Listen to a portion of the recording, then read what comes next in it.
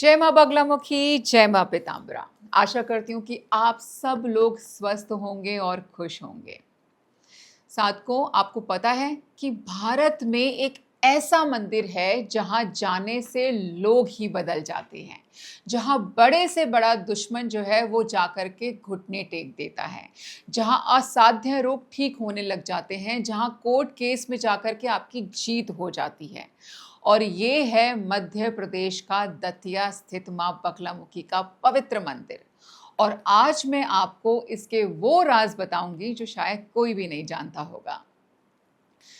दतिया मध्य प्रदेश, ये नाम सुनते ही साधकों के मन में श्रद्धा और रोमांच दोनों एक साथ आते हैं।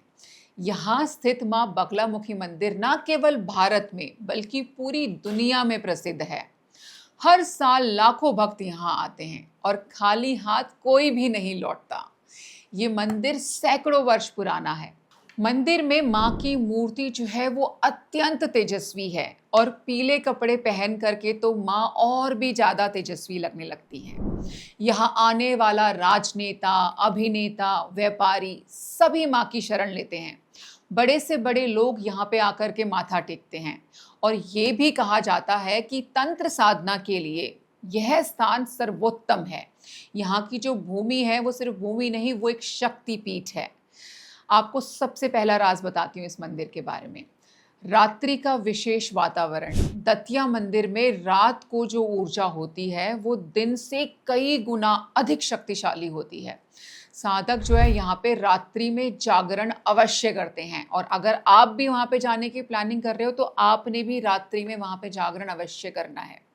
दूसरा राज उस मंदिर का, हल्दी का एक रहस्य है। आपको पता है मंदिर में प्रसाद के रूप में वहां पर हल्दी भी मिलती है और ये हल्दी साधारण नहीं होती, इसे मां के चरणों से अभिमंत्रित किया जाता है।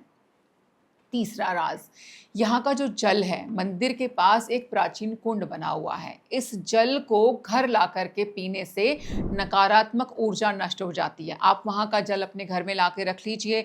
घर में कभी किसी को कोई परेशानी हो, कोई बीमार हो जाए, आपको लगे घर में बहुत नकारात्मक ऊर्जा बढ़ गई है, तो आप इस पानी का जो है सेवन कर सकते हो।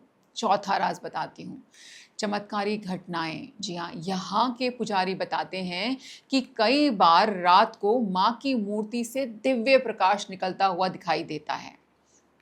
पांचवा राज बताती हूँ आपको, शत्रुनाशिनी भूमि। जी हाँ, दतिया की मिट्टी को अभिमंत्रित कर अपने घर की चार दीवारी पे लगाने से दुश्मन आपके घर के आसपास फटक भी नहीं सकता। अब जो है, आप दतिया के बारे में आपने इतना सुन लिया कि भाई मध्य प्रदेश दतिया में मंदिर है, आप वहाँ पे कैसे पहुँचेंगे, है ना। तो दतिया कहाँ है? मध्य प्रदेश में है। ग्वालियर से ये लगभग 75 किलोमीटर की दूरी पे पड़ता है। ट्रेन, बस, टैक्सी सभी वहाँ पे जाने के लिए चीज़ें उपलब्ध हैं। और सबसे अच्छा समय कौन सा है बगलामुखी में मंदिर जाने के लिए?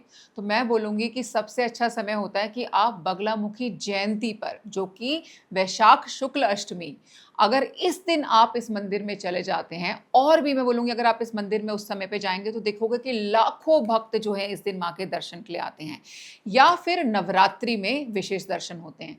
इन समय पे जाकर के आप माँ के दर्शन कर सकते हैं। अब वहाँ पे मन में सवाल भी आता है, चलिए हम वहाँ चले गए तो अब हम वहाँ पे क्या लेकर के जाएंगे? तो मैं आपको बता देती हूँ कुछ चीज़ें जिनका आपको ध्यान रखना चाहिए। आप पीले वस्त्र पहन करके जाइए, पीले फूल लेकर के जाइए माँ के लिए, पीली मिठाई लेकर के जाइए और हल्दी भी आपने साथ में ज़रूर लेकर के जानी है। और मंदिर में जाकर के क्या करना है? मंदिर में जाकर के माँ के सामने आप अपनी मन की हर दुविधा, हर समस्या, उसका मन ही मन बस एक बार उच्चारण कर लीजिए कि माँ, मेरे मन में, मेरे जीवन में ये दुविधा चल रही है, ये समस्या चल रही है। वो दुविधा, वो समस्या बोल करके जो हल्दी आप अपने साथ लेकर के गए हैं वो आप माँ को अर्पित कर दीजिए, है ना। और जो प्रसाद लेके गए हो पीली मिठाई का, वो भी आप माँ को चढ़ाइए। साधकों, मैं आपको बता दूं कि दतिया मंदिर जो है वो सिर्फ एक धार्मिक स्थान नहीं है, वो एक ऊर्जा का केंद्र है। यहाँ पर आने वाला हर भक्त जो है एक अलग शक्ति और शांति को महसूस करता है। और माँ का वादा है कि जो सच्चे मन से आता है, माँ उसकी हर मुराद पूरी करती हैं। तो अगर आप भी दतिया जाने की सोच रहे हो तो मुझे कमेंट सेक्शन में कमेंट करके ज़रूर बताना कि हाँ, हम भी जो है दतिया जाएंगे और माँ के दर्शन करके आएंगे। और मेरी तो यही प्रार्थना है कि जैसे ही जो है आप माँ के मंदिर में जाएं, आप सबके ऊपर माँ की जो कृपा है वो भरपूर बरसनी शुरू हो जाए। जय माँ बगलामुखी, जय माँ पीताम्बरा।